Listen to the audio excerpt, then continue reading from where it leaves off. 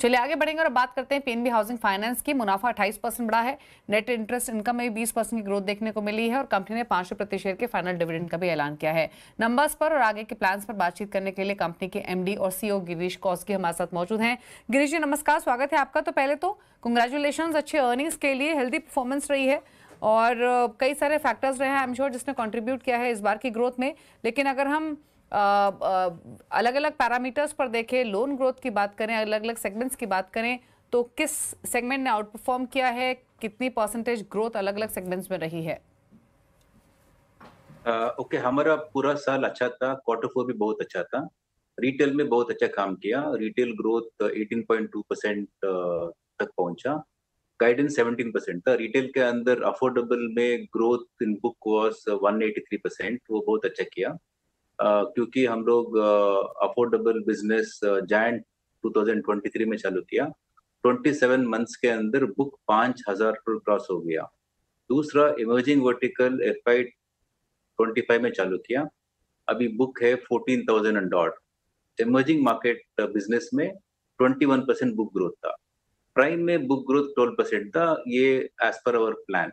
सो पूरा रिटेल में 18.2% था। निम स्टेबल है, पैट 25% है और GNPA अभी 1.08 पहुंच गया। सो आई थिंक ऑल पैरामीटर्स बहुत ही अच्छा था एंड डिमांड भी अच्छा है हाउसिंग का। सो FY 26-27 भी बहुत अच्छा होगा। ओके अच्छा, निम्स पर एक कमेंट आपका, निम्स को लेकर आउटलुक क्या है?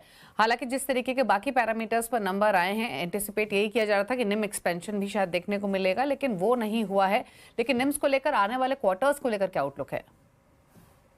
हमारा गाइडेंस था निम के ऊपर 3.5%। सो पूरा FY 25 में 3.7 था निम, क्वार्टर 4 में 3.75 था। सो FY 26 के लिए हमारा निम गाइडेंस है 3.6 to 3.65। सो निम स्टेबल ओके होगा। FY निम स्टेबल होगा। निम लास्ट ईयर FY 24 FY 25 बहुत ही अच्छा किया, 26 स्टेबल होगा। ओके अच्छा, एसेट क्वालिटी को लेकर एक राय आपसे लेना चाहते हैं। इस बार के नंबर्स Q4 में कैसे रहे हैं? ग्रॉस NPA नंबर्स कहाँ स्टैंड करता है और साथ ही यहाँ से क्या हम फर्दर इम्प्रूवमेंट एक्सपेक्ट करें? क्योंकि कहीं ना कहीं एक डर ये है कि जैसे कंपटीशन है मॉर्टगेजेस में या फिर जो सब्सिक्वेंट सीजनिंग देखने को मिल रही है अफोर्डेबल या फिर इमर्जिंग लोन बुक में, वो शायद आगे जाते हुए कहीं एसेट क्वालिटी को इम्पैक्ट ना करे। तो क्या आउटलुक है आपका और इन एप्रीहेंशंस पर क्या कमेंट्स हैं?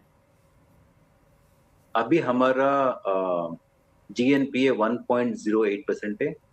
पिछला क्वार्टर में 1.19% था। पिछला मार्च दैट इज मार्च 24 1.5% था। 3 साल पहले मार्च 22 हमारा GNPA था 8.13%, अभी 1.08 है। नेक्स्ट 2-3 क्वार्टर्स में 1% पहुंचेगा and we will maintain at 1%। So asset quality stable रहेगा, GNPA कम होगा, शायद 1% का थोड़ा नीचे होगा and we will maintain at that level. So हमारा नया बिजनेस जो इमर्जिंग वर्टिकल है, रोशनी है, अभी FY 26 में लैब वर्टिकल चालू कर रहे हैं हम लोग। ये नया बिजनेस से एसेट क्वालिटी सुधरेगा एंड GNPA 1% से नीचे होगा। ओके अच्छा, जो क्रेडिट रेटिंग अपग्रेड हुआ AA पॉजिटिव पर, वो लास्ट ईयर हुआ था, तो क्या एक्सपेक्ट करें कि यहाँ से जो कॉस्ट ऑफ फंड्स है वो इम्प्रूवमेंट दिखाएंगे इन कमिंग क्वार्टर्स? हमको लास्ट रेटिंग अपग्रेड मिला लास्ट ईयर क्वार्टर 4 और FY 25 फर्स्ट राइट। क्वार्टर में। तो उसी कारण से हमारा कॉस्ट ऑफ बोरिंग कम हो गया, 15 to 18 बिप्स कम हो गया। आगे भी और थोड़ा कम हो सकते हैं और अगले 3 to 4 क्वार्टर्स में one more rating upgrade expect कर रहे हैं। अभी AA+ से ओके ट्रिपल है हो, तो that will also help in bringing down the cost. Okay अच्छा, अफोर्डेबल हाउसिंग की आपने बात की, तो अफोर्डेबल हाउसिंग फ्रंट में किस तरीके की डिमांड पहले तो दिखाई दे रही है, आगे का आउटलुक क्या है और किस तरीके की सिचुएशन है फिलहाल? अफोर्डेबल सेगमेंट में डिमांड बहुत ही अच्छा है, जबरदस्त है। लास्ट ईयर मार्च में हमारा बुक था 1790 करोड़, 1800 करोड़। एक साल के अंदर हम बुक ऑलमोस्ट लगभग डबल कर दिया, 5070 हो गया अभी। FY 26 हमारा बुक पहुंचेगा 9500 करोड़ और मार्च 27 तक बुक पहुंचेगा 15,000 करोड़। हमारा ओवरऑल रिटेल का टारगेट है 1 लाख करोड़ मार्च 27 ओके तक में। अफोर्डेबल होगा 15,000, इमर्जिंग होगा 25,000 और बैलेंस 60,000 होगा प्राइम। सो मार्केट बहुत ही अच्छा है, अफोर्डेबल भी अच्छा है, इमर्जिंग भी अच्छा है, प्राइम भी अच्छा है, लेकिन प्राइम में थोड़ा मार्जिन थोड़ा कम है, इसलिए हमारा फोकस ज्यादा है on emerging and affordable. Okay okay. अच्छा, मार्जिन्स और स्प्रेड्स को लेकर क्या ग्रोथ एक्सपेक्ट करें FY26 में? मैंने बोला था FY26 में मार्जिन स्टेबल रहेगा, उसके बाद ओके मार्जिन थोड़ा इम्प्रूव होगा, क्योंकि हम लोग मिक्स चेंज कर रहे हैं, अफोर्डेबल एमएनए के ऊपर ज्यादा फोकस है, लैब वर्टिकल चालू किया अभी ये मैंने, और कॉर्पोरेट बिजनेस भी होगा। सो हमारा निम बढ़ेगा from last quarter of FY26। Okay. अच्छा, जो कॉर्पोरेट लोन बुक है जो आपने रिसेंटली स्टार्ट की कुछ 2 क्वार्टर्स पहले, शायद Q3 में, वहां पर किस तरीके के नंबर्स दिखाई दे रहे हैं, क्या प्लान्स हैं, क्या कॉम्पोजिशन पूरे पोर्टफोलियो में उस बुक का देखते हैं आप आगे जाते हुए?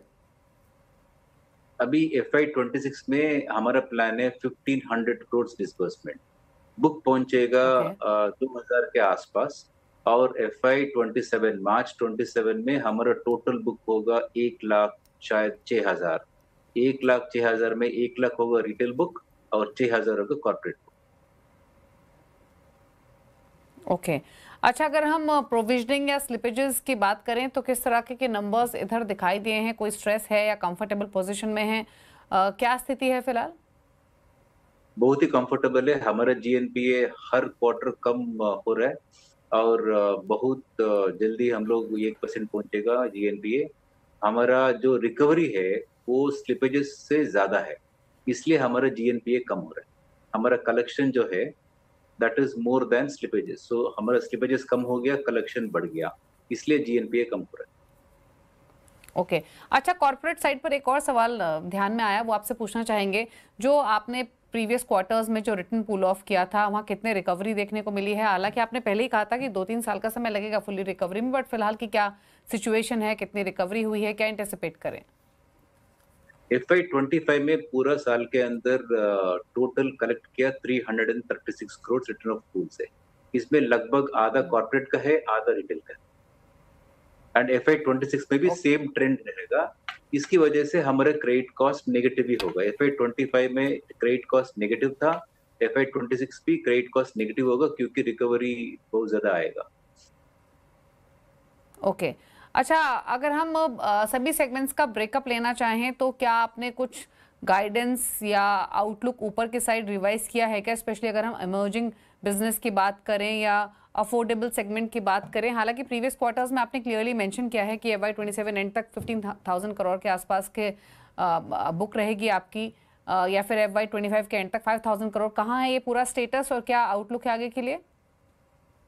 FY26 का गाइडेंस ऐसा है, हमारा रिटेल बुक ग्रोथ होगा 18%, GNPA okay 1%, and emerging affordable और प्राइम बुक का मैंने 2 साल का गाइडेंस और नंबर्स दे दिया आपको। सो पूरा रिटेल बुक होगा 1 लाख, उसके अंदर 25,000 इमर्जिंग होगा, 15,000 अफोर्डेबल होगा, और बाकी 60,000 करोड़ प्राइम पे होगा। ओके। अच्छा, फर्दर एक्सपेंशन को लेकर बैंक की, PNB हाउसिंग फाइनेंस की क्या तैयारियां हैं? फिर चाहे वो ब्रांच एक्सपेंशन हो या ओवरऑल सेगमेंट एक्सपेंशन हो, क्या एग्जैक्टली आगे का आउटलुक है? FY26 में लिटिल ओवर 50 ब्रांचेस ओपन किया। अभी हमारा ब्रांच काउंट है 356 as of March 25। Okay FY26 we plan to open 50 to 60 branches. March 27 तक हमारा टोटल ब्रांच काउंट 500 टच करेगा। Okay okay. तो यहाँ पर फर्दर एक्सपेंशन ब्रांच फ्रंट पर एक्सपेक्टेशंस हैं। एक और क्विकली एक चीज़ और आपसे, गिरीश जी, आपने हालांकि हर सेगमेंट में ग्रोथ की बात की है, अपने हर सेगमेंट में किस तरह की ग्रोथ आप आगे एक्सपेक्ट कर रहे हैं, लेकिन ओवरऑल अगर हम एक FY26 के लिए आउटलुक लेना चाहें तो जो परफॉर्मेंस आपकी FY25 में या लास्ट क्वार्टर्स में रही है, इसी को मेंटेन करेंगे या इससे बेटर परफॉर्मेंस एक्सपेक्ट करें? कुछ लैगार्ड्स भी हो सकते हैं। ओवरऑल एक ग्रोथ सेंस क्या है फॉर FY26? हमारा रिटेल में ग्रोथ होगा 18%, बुक ग्रोथ 18% होगा, डिसबर्समेंट ग्रोथ 25-26% होगा। और कॉर्पोरेट में अभी हमारा बुक है अबाउट 863 करोड़। हमारा प्लान है FY 26 में डिसबर्समेंट 1500 करोड़, सो बुक पहुंचेगा लगभग 2000 तक। ओके अच्छा, AUM कहाँ स्टैंड करता है अभी PNB हाउसिंग फाइनेंस का? अभी AUM 80,000 करोड़ है, बुक 75,765 करोड़ है। सो 75,765 करोड़ 2 साल में 1 लाख हो जाएगा। कॉर्पोरेट का और 6,000 होगा, सो 1,06,000 हो गया। AUM अभी इट्स डिप्लीटिंग बुक, वो बुक थोड़ा कम होगा, so I think overall should be about 1,07,000 1,07,500 by FY 27। Okay okay, चलिए शुक्रिया सर आने के लिए शो में और सभी फ्रंट पर अपने कमेंट्स शेयर करने के लिए। कंग्रेचुलेशंस अगेन और आगे के लिए भी गुड लक आपको। PNB हाउसिंग का स्टॉक, इस पर एक राय ले लेते हैं। आज के कारोबार में 0.2% ऊपर ट्रेड करते हुए दिखाई दे रहा है। अरुण कुमार मंत्री हमारे साथ बने हुए। और एक बार देखिए PNB हाउसिंग के स्टॉक को और बताइए क्या राय रहेगी आपकी। फिलहाल 1.5-2% नीचे ट्रेड करते हुए 1012 के लेवल्स पर।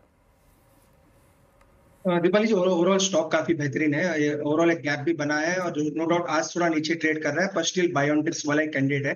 नीचे में अगर 980 990 के पास मिलता है तो एक अच्छा बाय ऑन टिप्स वाला स्टॉक हो सकता है। तो थोड़ा करेक्शन आ सकता है, 990 तक अगर मिलता है तो वहां पे डेफिनेटली ऐड करना चाहिए।